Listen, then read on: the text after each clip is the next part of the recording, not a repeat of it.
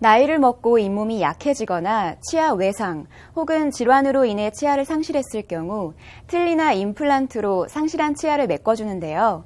오늘 이 시간 고려대 구로병원 치과센터 보철과 및 임플란트 클리닉 신상환 교수님을 모시고 틀니의 사용법과 주의사항에 대해 알아보도록 하겠습니다.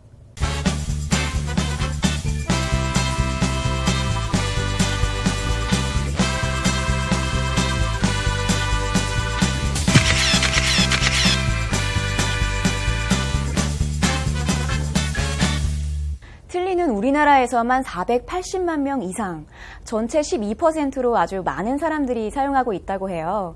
그런데 이 틀니는 환자 치아의 상태에 따라서 다른 종류의 틀니를 사용한다고 하는데 틀니에는 어떤 종류가 있나요?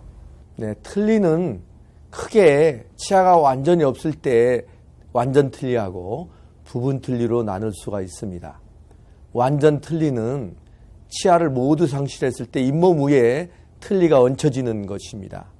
이 경우에는 이 틀니를 오래 착용하게 되면 잇몸이 모양이나 이런 변형이 되기 때문에 또한 계속 뺐다 꼈다 해야 되기 때문에 환자분들이 일상생활에 불편함을 느낄 수 있습니다. 그리고 부분 틀니는 말 그대로 치아가 부분적으로 빠져 있을 경우에 남아있는 치아에 고리를 걸어서 이렇게 유지되는 그런 부분적인 틀니거든요. 이것도 마찬가지로 뺐다 꼈다 하기 때문에 치아에 손상을 줄 수도 있고 환자분이 번거롭게 느낄 수 있겠죠.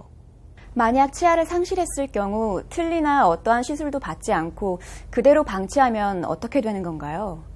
네, 치아를 우리가 하나를 상실하는 경우에는 생활에 큰 지장이 없다고 느낄 수도 있는데요. 그렇다고 그걸 그대로 방치했을 경우에는 주위 치아가 빈 공간으로 기울어지고 또 치열이 삐뚤어지고 또 잇몸뼈가 이렇게 흡수되는 여러 가지 문제점을 발생할 수 있습니다. 실제로 치아를 상실한 사람과 치아가 건강한 사람을 이렇게 건강적인 측면에서 큰 차이를 보이는데 치아를 상실한 사람들은 음식물을 씹는 저작 효율이 굉장히 떨어지겠죠.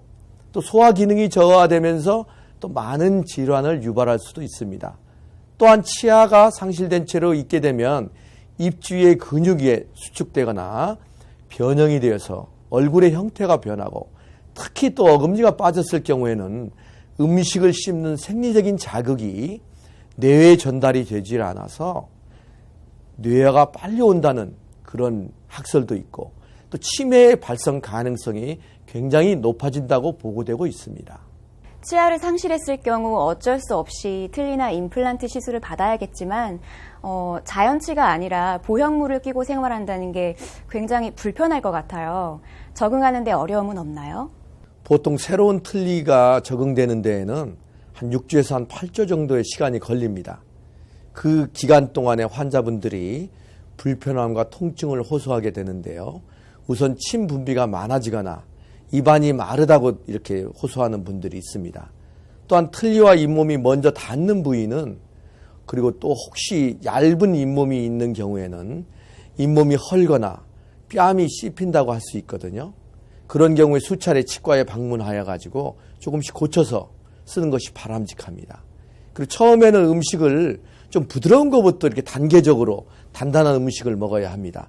너무 단단한 음식을 먹지 않는 것이 좋고, 그리고 딱딱하고 끈적거리는 음식은 틀니가 익숙해진 후에도 되도록 피하시는 게 좋고, 식사하실 때는 가급적 입을 작게 벌리고 양쪽으로 모두 치아를 사용하며 치아를 위아래로만 움직이도록 훈련하시는 것이 도움이 됩니다.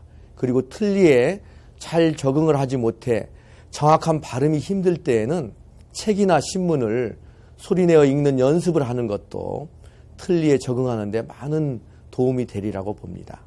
그럼 틀니는 한 번 하면 평생 쓸 수 있는 건가요? 완전 틀니는 자연치와 달리 충치나 풍치가 생길 염려는 없겠죠. 그러나 부분 틀니의 경우는 남아있는 치아가 못 쓰게 되면 부분 틀니 자체를 다시 해야 되는 경우가 있기 때문에 남아있는 치아 건강에 특별한 신경을 쓰셔야 됩니다. 그래서 틀니를 음식을 씹으실 때 힘이 잇몸으로 전달되어 틀니 밑부분이 잇몸이 변할 수가 있고 또 자연 치아가 있을 때 여러 가지 문제점이 생길 수 있기 때문에 6개월에 한 번 정도는 치과에 방문하는 것이 좋습니다. 틀니를 하는데 시간과 비용이 만만치가 않은데 잇몸 건강도 생각하고 틀니를 오래 잘 사용할 수 있는 방법은 뭔가요? 우선 잇몸과 틀니를 청결하게 유지하는 것이 굉장히 중요합니다. 매 식사 후에 음식물이 좀 끼기 때문에 그거를 적어도 한 번 닦아주시는 게 좋고 하루에 한 번은 아주 깨끗하게 칫솔을 이용해서 닦아주는 게 좋습니다. 그러나 이때 비누를 사용하셔야지 치약을 사용하신다거나 좀 너무 뜨거운 물을 사용하시는 것은 바람직하지 않습니다. 또한 일주일에 2, 3회 정도 30분 이상 정기적으로 틀니 세정제에 담궈 놓고 남아있는 오염물을 제거하는 것도 좋고 또 매일 약 10분 정도 틀니 세정제에 담가 놓으시는 것도 굉장히 추천되는 방법입니다. 그리고 잠자리에 들 때는 틀니를 빼야 합니다. 우리 몸도 회복하는 시간이 필요한 것처럼 잇몸도 마찬가지로 하루 종일 틀니에 눌려 있었기 때문에 어느 정도 휴식이 필요하겠죠. 이 경우에 틀니가 건조되면은 변형을 초래하기 때문에 찬물이나 세정액에 담가 두시는 것이 좋고요. 또한 부분 틀니를 쓰시는 분들은 굉장히 불편하거나 통증을 느끼실 때 가끔 환자분들이 스스로 틀니를 금속 부위를 구부리거나 어떻게 변형시키는 경우들이 있는데 이거는 굉장히 위험한 방법입니다. 그래서 틀니는 불편한 점을 점점 조절해 나가서 맞추는 거고 또 내 몸의 일부로 만드는 겁니다. 그리고 어떤 원형에서 삐뚤어진 거는 절대 원상복귀가 되지 않기 때문에 반드시 치과에 방문하셔서 치과 의사와 상의를 하고 적절한 조치를 받는 것이 바람직하다고 할 수 있겠습니다. 틀니의 사용법 참 쉽지만은 않네요. 그만큼 틀니를 오랜 시간 잘 사용하려면 틀니 관리에 신경을 써야겠습니다. 네, 끝으로 교수님께서 기존의 틀니에 비해 기능성과 사용 만족도를 높여주고 또 임플란트 시술에 대한 부담을 획기적으로 줄일 수 있는 미니 임플란트를 이용한 임상시험이 진행될 예정이라는데요. 미니 임플란트, 기존의 임플란트와는 무슨 차이가 있는 건가요? 기존의 임플란트는 보통 한 직경 4mm 전후로서 최소의 잇몸뼈가 6mm 정도 이상이 되어야 우리가 임플란트를 시술할 수 있습니다. 그런데 잇몸뼈가 좁거나 좀 부족한 사람, 또 여러 가지 전신 건강이 좀 쇠약한 그런 노약자의 경우는 임플란트 시술이 좀 어려울 수가 있거든요. 그런데 미니 임플란트는 3mm 이하로 비교적 시술이 간단하고 시술 시간도 짧고 회복 정도도 빨라서 연세가 많으신 환자분들도 수술 부담이 좀 적습니다. 그래서 미니 임플란트는 잇몸뼈가 충분치 않거나 경제적으로 부담이 되는 환자들에게 좋은 치료 방법이고요. 네, 좋은 말씀 감사드립니다.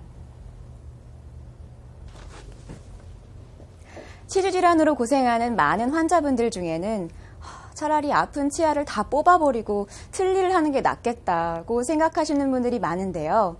가능한 한 자신의 치아를 한 개라도 보존하는 것이 좋다고 합니다. 젊은 치아, 건강한 치아를 유지하기 위해서 지금부터라도 치아 건강에 신경을 쓰세요.